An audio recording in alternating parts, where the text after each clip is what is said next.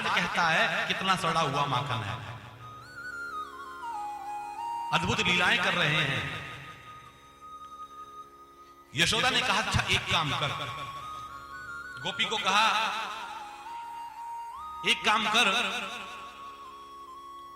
इसको ना हौवा से डर लगता है, अगर तेरी ये घर आए ना इसको हौवा कहकर डरा देना कि मेरे घर में हौवा है। गोपी को हंसी आई। चौथी गोपी बोली मैंने ये भी कर कर देख लिया, ये तो खुद एक हौवा है, ये किसी से नहीं डरता बहन। क्यों क्या हुआ? तो गोपी कहने लगी बहन देख मेरे घर में दूध दही माखन का कोई काम नहीं होता, जितनी आवश्यकता होती है मेरे पति बाजार से ले आते हैं। एक दिन ये मेरे घर आया, मेरे घर में माखन ढूंढने लगा, माखन चोरी करने के लिए ढूंढते ढूंढते जब इसको 2 घंटे हो गए माखन की एक बूंद नहीं मिली तो इसको क्रोध आ गया और क्रोध में आकर ये बोलने लगा कि ये घर है या मरघट है, माखन की बूंद नहीं है। और बहन क्रोध में इसने ऐसा काम किया कि मुझे तो बताते हुए शर्म आ रही है। कन्हैया खड़े हैं, दांत तले उंगली दबा रहे हैं। गोपी से कहने लगी यशोदा नहीं नहीं, जब सब बता रही है इसकी बात तो तू भी बता।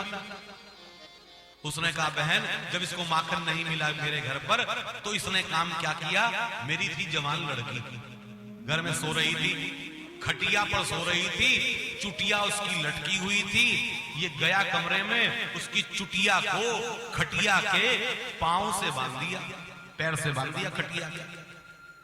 चुटिया थी लंबी और कान में जाकर कह दिया हौवा। जैसे ही हौवा कहा मेरी लड़की डरकर जैसे ही खड़ी हुई उसकी चुटिया खींची और जैसे ही चुटिया खींची उसको लगा आज तो हौवे ने तुझे पकड़ लिया। मैं तुरंत भागी, ये भी भाग गया।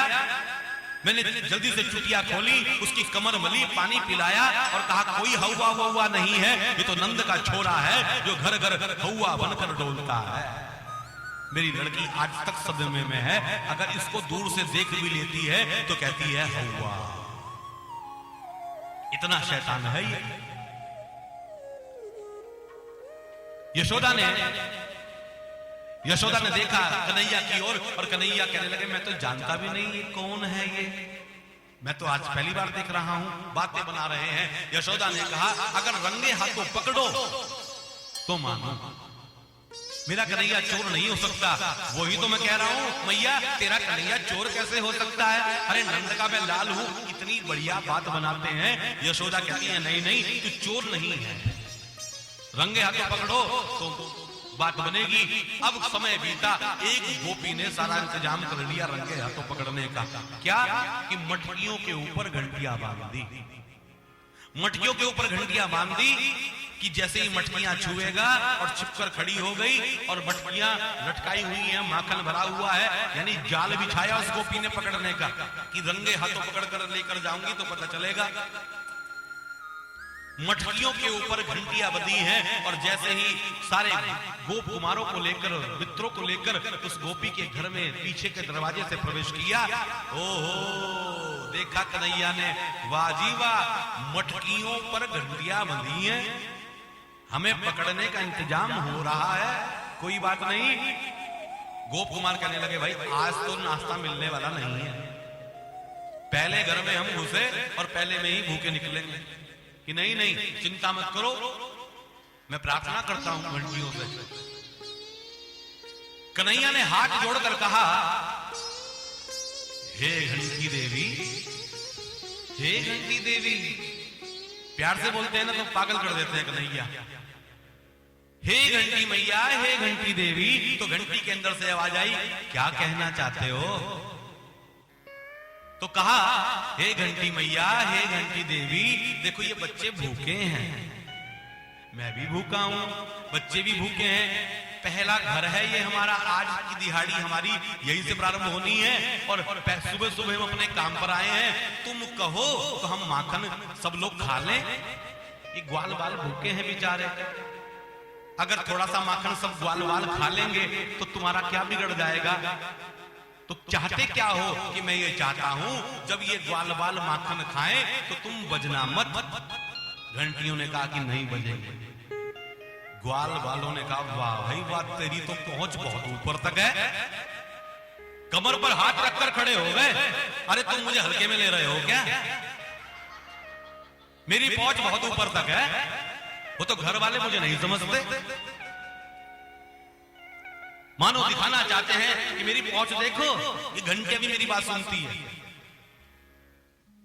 और कन्हैया ने मटकियां उतारी, सब गोप कुमारों ने मटकियां उतारी। कन्हैया ने सबको माखन दिया, सबको तृप्त किया। और जब स्वयं माखन रखने लगे मुंह में, तो घंटियां बजने लगी, घंटियां बोलने लगी, घंटियां बोलने। और जैसे ही घंटियां बोली, गोपी आई और हाथ पकड़ लिया कन्हैया का।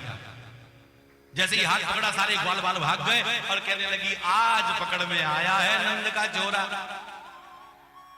तो कन्हैया कहने लगे, अरे अरे अरे गोपी, मैं अकेला थोड़ी हूं, सरदार तो तू ही है ना, टीम का सरदार तू ही है ना। आज सरदार पकड़ में आ गया, अब तू नाम बताएगा कौन कौन था तेरे साथ में, किस किस का लड़का था।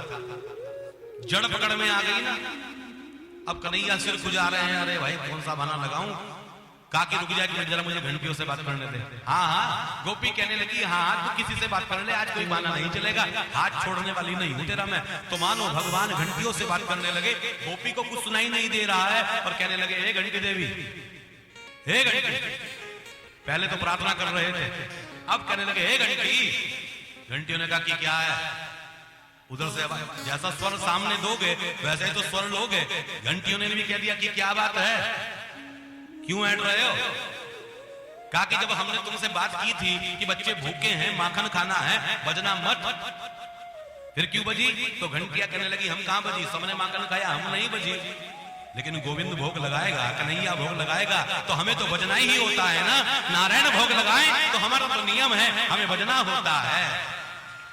गोविंद भोग लगाएं और घंटियां ना बजे। कहा कि तेरे चक्कर में लेकिन आज मुझ पर बजेगा, उसका क्या होगा? लठ तैयार है मेरी मैया का कि वो हम नहीं जानती। गोपी ने कहा, अरे किससे बात बना रहा है तू, घंटियों से भी बात करता है क्या? चल आज तुझे लेकर चलती हूं। हाथ पकड़कर लेकर चली। सोचने लगी, नंद का छोरा है, बाजार से लेकर जाऊंगी, क्योंकि नंद भवन जो है मार्ग बाजार से ही जाना होगा। बाजार से लेकर जाऊंगी तो नंद बाबा की बदनामी हो सकती है। तो क्या किया, एक चादर, एक शॉल उड़ा दी कन्हैया को, ताकि पता ना चले किसका बच्चा है। हाथ पकड़ा हुआ है और अपना घूंघट डाल दिया।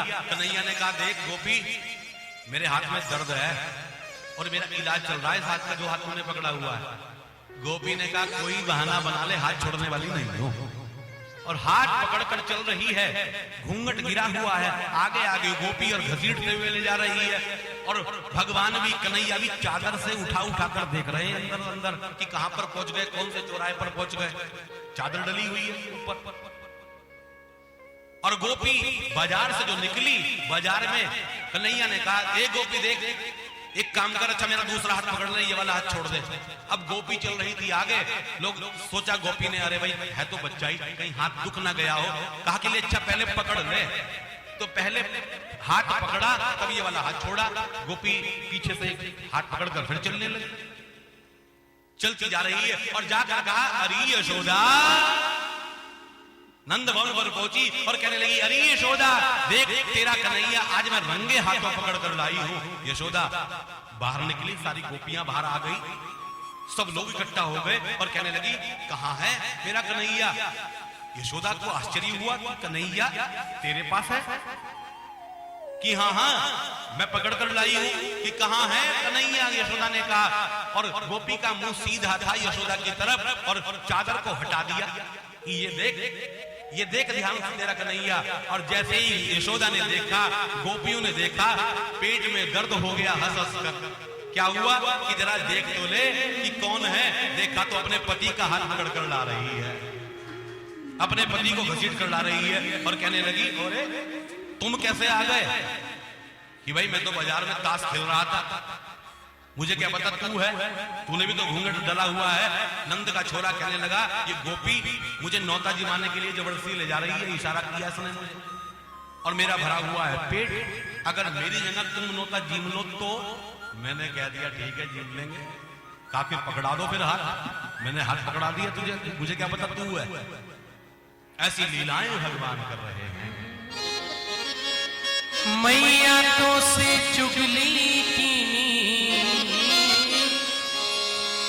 मैया तो से चुगली कीनी, गोपी ने जरूर है मोहि कसम बलराम, तोहि गाना बेकसूर है मोहि कसम बलराम, तोहि गाना बेकसूर है। अरे मैया तो से चुगली कीनी, मैया तो से चुगली कीनी, गोपी ने जरूर है मोहि कसम बलराम की, तोहि गाना बेकसूर है मोहि कसम बलराम की, तेरा गाना बेकसूर है।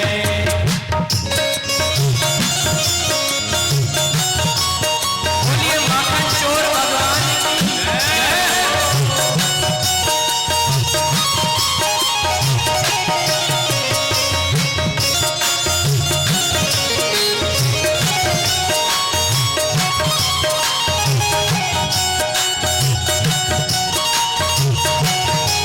ताली बजाते हुए भाई, ताली बजाते हुए।